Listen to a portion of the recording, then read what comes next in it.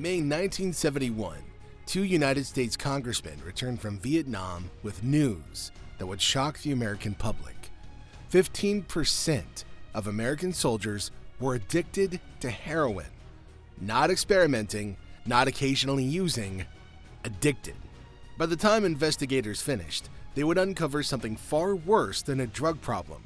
They would find a supply chain that stretched from remote mountain villages in Laos through CIA-owned aircraft into the arms of South Vietnamese generals and straight into the veins of American servicemen.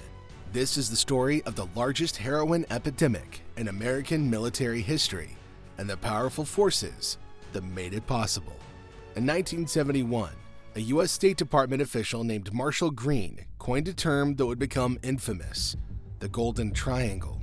This region, where the borders of Burma, Laos, and Thailand converge in remote mountainous jungle, was producing nearly 70% of the world's illicit opium, between 700 and 1,000 metric tons every single year. To understand how this region became the source of America's heroin crisis, you have to go back to the late 1940s. When Mao Zedong's communist forces won the Chinese Civil War in 1949, remnants of Chiang Kai-shek's nationalist army fled south into Burma. These weren't refugees. They were trained military units, complete with generals, weapons, and a desperate need for income. The Kuomintang generals, men like Tuan Shi-wen and Lai Wen-huan, quickly realized that the local hill tribes had been growing opium poppies for generations. By 1972, these KMT remnants controlled an estimated 80% of the Golden Triangle's opium trade. The CIA saw these anti-communist Chinese fighters as valuable Cold War assets, and so began a relationship that would have devastating consequences. In Laos, the situation was even more direct. General Radicone ran what was essentially a semi-official Laotian opium administration. He operated heroin refineries near the village of Ban Hui Sai, converting raw opium into exportable product. But in late 1969, something changed. Chinese chemists, reportedly from Hong Kong, arrived in the region and began producing a new product: 90 to 99% pure heroin. This was number 4 heroin, a powder so refined it could be smoked or snorted rather than injected. The timing was not coincidental. American troop levels in Vietnam had reached their peak, and a massive new customer base had just arrived in the region. But getting heroin from remote mountain villages to American soldiers required infrastructure, aircraft, protection from authorities, and people willing to look the other way. Air America was the CIA's secret airline. According to the agency's own declassified documents, it operated 24 twin-engine aircraft, 24 short takeoff planes, and 30 helicopters across Laos, Vietnam, and Thailand from 1950 to 1976.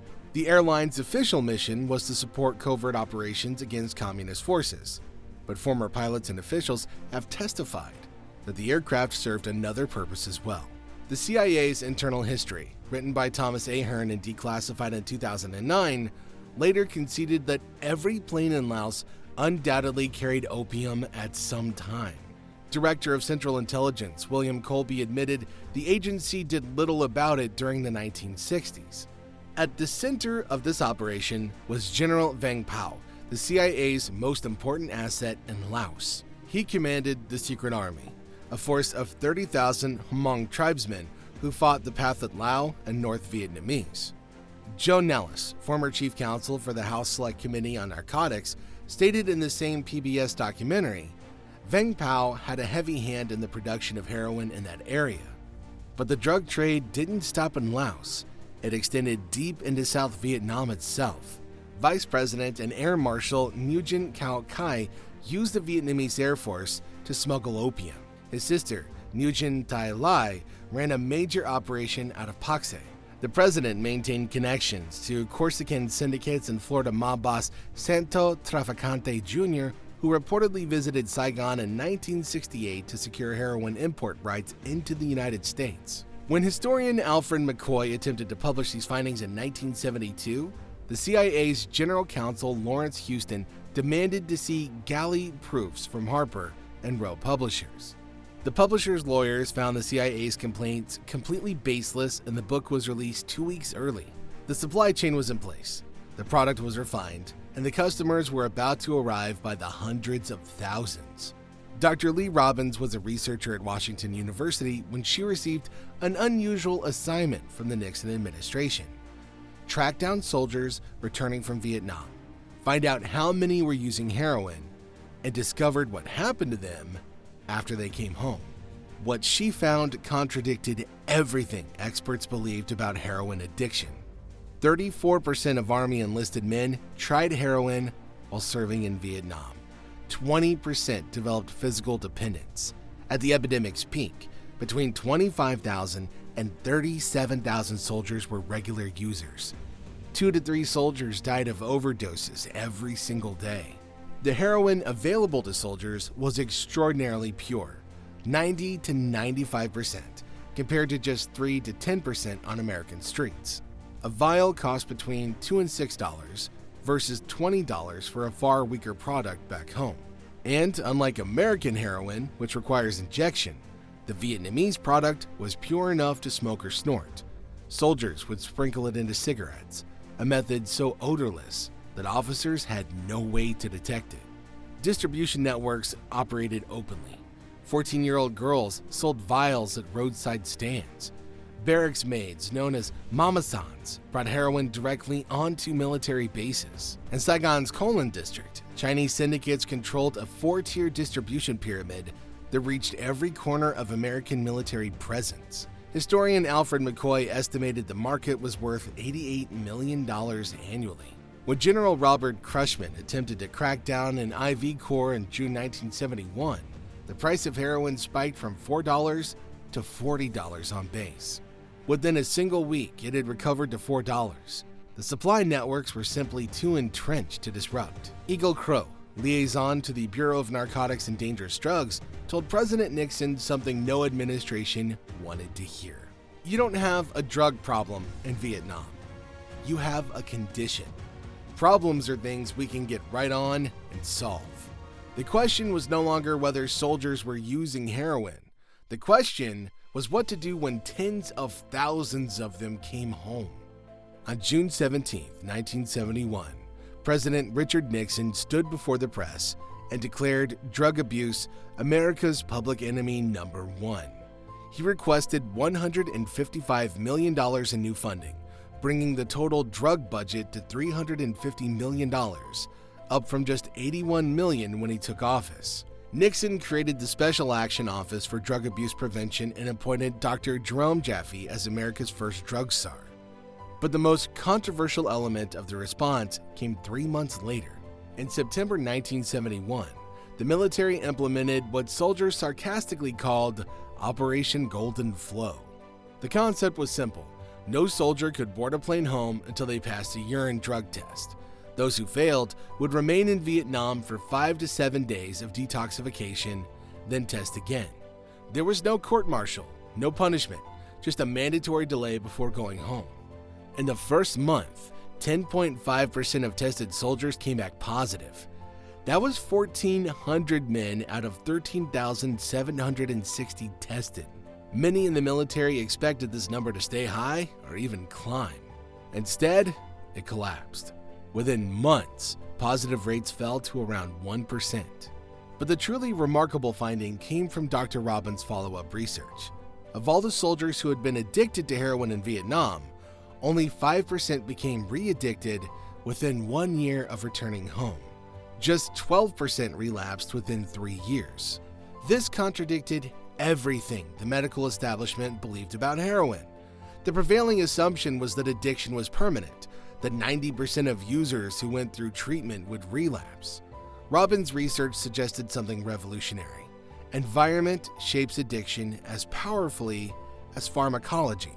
You remove the stress of combat, the easy availability of cheap drugs, and the peer group of fellow users, and the addiction often dissolved on its own.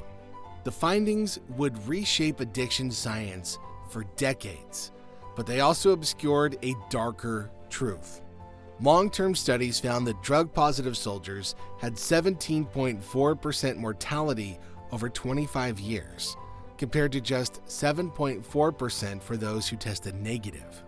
The war's drug legacy continued killing long after the fighting had stopped. While soldiers were using heroin in Vietnam, some were also smuggling it home. The most sophisticated operation was run by an unlikely figure, a former Army sergeant from North Carolina. Leslie Ike Atkinson had served in the Army and settled in Bangkok, Thailand, where he married a Thai national. Using his military connections, he built what the DEA would later call the largest heroin smuggling operation in American history. Working with Air Force Sergeant William Herman Jack Jackson, Atkinson developed multiple methods. They used false-bottomed AWOL bags sent through the Army post office. They coerced soldiers with gambling debts to act as couriers. They shipped fraudulent military cargo. One busted Travis Air Force Base intercepted a package from Utapao Airfield in Thailand containing 7,800 grams of 85% pure heroin. Another seizure at Fort Benning, Georgia discovered 100 pounds of China White, concealed in teakwood furniture. It was one of the largest pure heroin seizures in Southeast Asian history at that time. Atkinson eventually received a combined 44-year sentence, but his network had spawned imitations. Drug dealer Frank Lucas later claimed to have used coffins of dead soldiers to smuggle heroin, a story dramatized in the film American Gangster. However, DEA agent Charles Lutz, who worked the case, later confirmed that no heroin was ever verified in coffins. Atkinson himself denied it. The cadaver connection appears to have been a fabrication. Lucas used Atkins' network, not dead soldiers' coffins, to move his product. The smuggling networks were eventually dismantled, but the system that created them would prove far more durable. The Vietnam War ended in 1975. The heroin epidemic among American soldiers largely ended with it, but the infrastructure that had been built to produce and distribute the drug didn't disappear. In 1974, Golden Triangle heroin represented just 5% of the supply on New York City streets. By 1994, it had climbed to 80%. Kun Sa, the half-Chinese, half-Shan warlord who had built his empire during the war years, continued to dominate the trade. By the mid-1990s, his Mong Thai army of 20,000 fighters controlled an estimated 75% of Golden Triangle output. He was indicted in the United States in 1990 for importing 1,600 kilograms of heroin into New York City.